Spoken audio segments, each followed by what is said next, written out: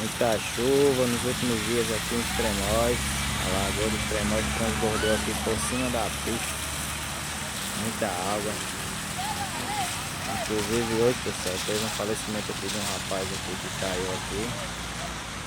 Por isso que vocês não estão vendo muito banho, porque foi proibido, tá? O banho. Aí o pessoal tem as viaturas aqui, mandou todo mundo pra cá.